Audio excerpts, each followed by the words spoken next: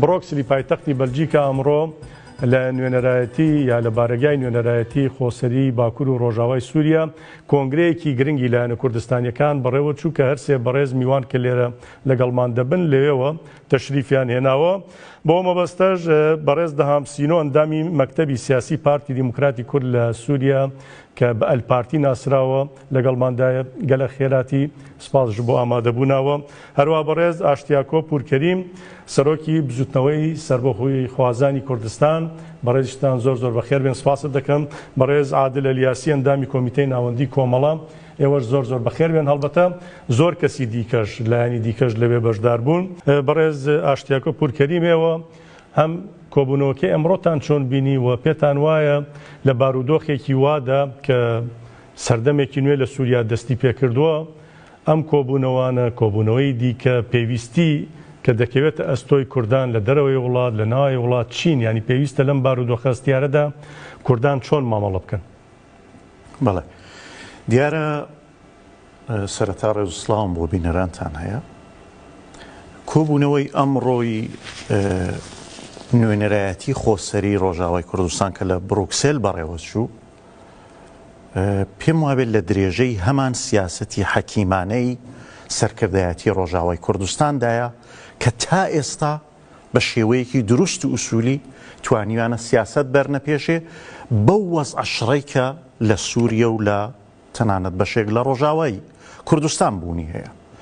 ئامانجی ئەوان ئەوە بوو کە یەکڕیزی ناو ماڵی کورد دروست بکەن پشتیوانی بۆ پرسی ڕۆژاوای کوردستان بدۆزنەوە. بۆیە داوایان لە هەموو هێز و لایەنەکانی هەر چوار پارچەی کوردستان کردبوو کە لەو کۆبوونەوەدا بەشدار ببن و ڕاو پێشنیاری خۆیان لە پەیوەندی بە پاراستنی ڕۆژاوای کوردستان و چۆنیەتی پاراستنی ڕۆژاوا و سیاسەتی کورد لەو پەیوەندیدا بێنە بەرباس کەوە پرسێکی زۆر زۆر گرنگ بوو.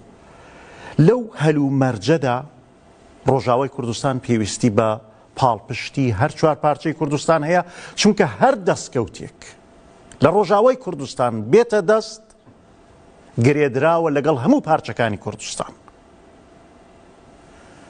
من باوەڕم وایە ئەو ڕەوتەی ئێستا لە ڕۆژهەڵاتی ناوین لە ئارادایە ئامانجی گۆڕینی نەقشەی ڕۆژهەڵاتی ناوەڕاستە و بێگومان کورد ڕۆڵی سەرەکی دەبینێت لەو گۆڕانکاریەدا و لەو دوانش کۆتایی هاتنی بەشار ئەسەد و پچڕانی پەیوەندی ئێران لەگەڵ لوبنان و ئەو ناوچانە کەوانی شیعیە هیلالی شیعی. بەڵێ ئەو پێش بەو هیلالی شیعی کە ئێران بە تەماوە بیگرێ گیرا و تارگێت ئێرانە و لەو نێوەدا ترسی ڕژیمی تورکیا کە دیارە تورکیا چاوەڕوانی نەبوو ئەو تاقمە تۆندڕەوە ئیسلامی کە بۆ خۆی پەروەردەی کردبوون چاوەڕوانی ئەوەی نەبوو کە بەشار ئەسەد بڕوخێن و دەسەڵاتێک بگرن. ئامان زیاتر لەوێدا لێدان لە ڕۆژاوای کوردستان هەروەکو ئێستش لە دوای ڕوخانی بەشار ئەسەد ستراتیژیەتەکەی هەرەوەیە. بەڵێ زۆر ڕاست کانفیدانیش بە ڕاشکاوانە ئاماژەیان پێدا زۆر ڕاستە. بەڵام تورکیا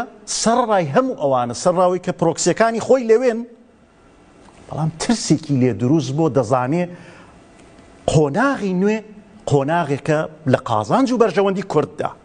بەڵام هەندێک خوێندنەوەی جیاوازترێکی بۆ دەکەن دەڵێن بە قازانجی تورکیا. گومانم لەوەدانی قازانجی تورکی تێدانی هیچ هێزێکی دموکرات لە ناوچەکە بە ئیسرائیل و ئامریکا و وڵاتانی ڕۆژاوایی قبول ناکەن ئەو ئیسلامیە چۆندڕەوانە تا سەر لەوێ بمێننەوە جیرانی ئیسرائیل بن. حماسێکی دیکە و حزبوڵایەکی دیکە لە ناوچەکەدا دروست ناکەنەوە چونکەوانە هیچ جیاوازێکیان نییە ئەو تاقمە چۆندڕەوە ئیسلامیە. بەڵام دیسانیش دەڵم کورد تا ئێستا بە تایبەتی لە ڕۆژاوای کوردستان سیاسەتێکی دروستی بردوێتە پێشێ توانیوێتی لەگەڵ پاشماوەکانی داعش خۆی بپارێزێ لە شەڕ و کێشە و کارتی زۆر گرنگیشی بەدەستەوەی کورد لە ڕۆژاوای کوردستان کە دەتوانێت بەکاریان بێنێت. کارتەکان دەکەن و کارتانە چین. بەڕێز ئاشتیاکۆ ئاماژەت بەوەدا کورد کارتی زۆری لەدەستدا. ئێستاش ئێمە دەزانین بە ڕێزیشیان ئاماژەی پێدا هەڕەشەی جددی لەلایەن تورکیا و تاقمەچەتەکانەوە لەسەر ڕۆژاوای کوردستانەیە. ئەو کارتانە چین کورد بەکاریان بێنێ چ لە ڕۆژاوای کوردستان چ لە دەرەوەی ڕۆژاوای کوردستان چونکە بە ڕێزیشیان ئاماژەی پێدا پەیوەستکردنی و بابەتە تەنها بە کوردی ڕۆژاوا و دروست نییە، یعنی ئەم گەورەیکەینەوە بە باکوور و ڕۆژهەڵاتی سووریا و سووریا چونکە لە سووریا وەک لەو تارەکەی ئەمڕۆ بەڕێزە داماژت پێدا وتە دەرە و هێزە ڕادیکالە ئیسلامیە توندڕەوانە نین کە دەبینرێن خەڵکانی ئازادیخوازی دیکەش هەیە، ینی لەو چوارچێوەدا مرۆڤ دەکارێت چی بکە و کارتانە بەکاربێنێ. دیارە زۆر باس لەوە دەکرێت کە هەڕەشەکان زۆرن، مەترسیەکان زۆرن لەسەر ڕۆژاوای کوردستان، بەڵام تۆ لە کاری سیاسەتدا لە پۆلیتیکدا هەر ئەو مەترسی و هەڕەشانەیە زۆر جار دەتوانی بیان قۆزیە و بیانکەی بە دەرفەت.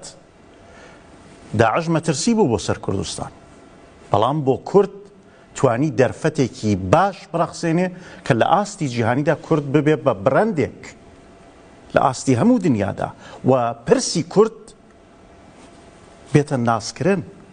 ئەوە زۆر زۆر گرینگە و لە ئێستاشدا ئەگەر هەڕەشە لەسەر ڕۆژاوای کوردستانە کە من پێم وابێ و زۆر خۆشببینم بەوەی کە ڕاستە هەڕەشە هەیە و ڕەنگە ئێمە خوێن و قوربانیش بدەین لە داهاتوودا، بەڵام ئەنجامەکەی لە قازانج و بەرژەوەندی کورددایە بە پێی ئەوەی کە کورد دەتوانێت بەو هێزەی کە هەیەی و ئێستا هێزی هەیە بۆتە معادلە لە ئاستی ناوچەکەدا و لە ڕێگەی ئەوەی کە بۆتە معادلەیەک دەتوانێت لەسەر ئەساسی پاراستنی بەرژەوەندیە کورد و کوردستانی و نەتەوەیەکانی معاملە بکە لەگەڵ وڵاتانی ڕۆژاوایی، لەگەڵ وڵاتانی دموکراتی جیهانی. هاوبەشە لەگەڵ کوالیسیۆنی ناونەتەوەی نێودەوڵەتی دژ بە داعش، بەڵێ، کە لە زۆر وڵاتی گەورە پێکدێن، کەواتە دەتوانێت لەسەر ئەساسی ئەو بەرژەوەندیانە بکەوێتە معاملە لەگەڵ ئەوان و پاراستنی بەرژەوەندی ئەو وڵاتانش لەلایەن کوردەوە و ئەو متمانەی کە ئەوان لە ئێستادا بە کوردیان هەیە بۆەوەی کە دەتوانێت دۆست و هاوپەیمانێکی باش بێ لە ناوچکەدا دەبێتە هۆکار بۆ ئەوەی کە ئێمە وەک کورد پارێزراو بین و بە بەشێکی زۆر لە مافەکانمان بگەین.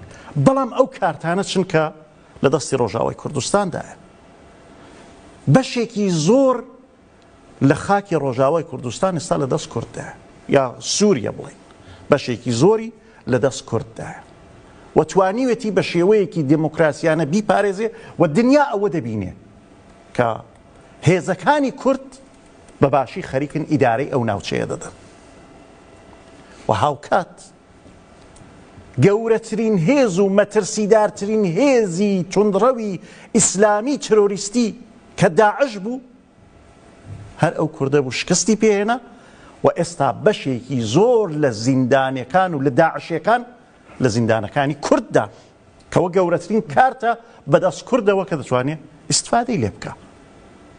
بۆیە من قەناعەتم وایە پرسی ڕۆژاوای کوردستان تازە بەرەو پاش ناگەڕێتەوە، بەرەو دواوە ناگەڕێتەوە، بەرەو پێشتر دەچێت و ڕەوشەکە باشتر دەبێت و خراپتر نابێت. بەڵام ئەوەش پێیوەستە بەوەی کە تا چەند کورد لە دەرەوەی ڕۆژاوای کوردستان یەکدەنگ و یەکڕەنگ پشتیوانی ڕۆژاوا بن، وەکو بەڕێز ئەلیاسی ئاماژەی پێدا ڕۆژاوای کوردستان لە ژێر گەمارۆدایە، زۆربەی دەواازە سنووریەکانی لێ داخراوە بەداخەوەشی کە لە باشووری کوردستان هەیە بە هەمان شێوە، ینی دەبێت پێکەوە کوردان بەرپرسیارەتی بگرنە ئەستۆ بۆ ڕووبوونەوەی ئەو بارودۆخەی کە هەیە.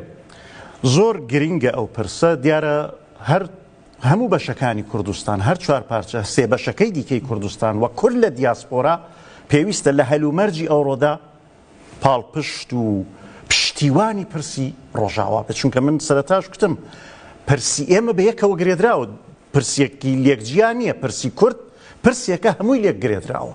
ئەگەر کوردستان یەک وڵاتە لە سنە دەیانوت ڕۆژاوا ڕۆژهەڵات، کوردستان یەک وڵات، بۆیە پرسەکەمان بە یەکەوە گرێدراوە. کەواتە گرینگە کە هەموو پارچەکانی کوردستان و کوردی دیاسپۆراش پاڵپشتی ئێستای ڕۆژاوا بن، چونکە پرسی ڕۆژاوا لە ئێستادا حەساس و هەستیارە. ئەگەر ئاوا بکەین سەنگ و قورسایی کورد بۆ دیالۆگ بۆ وەرگرتنی ئیمتیازی زیاتر بەرزتر دەبێ، بێگومان سەنگی زیاتر دەبێ، چ لە ئاستی نێوخۆیی سووریەدا، چ لە ئاستی ناوچەیدا و لە چه ئاستی جیهانیدا سەنگ و قورسایی کورد زیاتر دەبێت.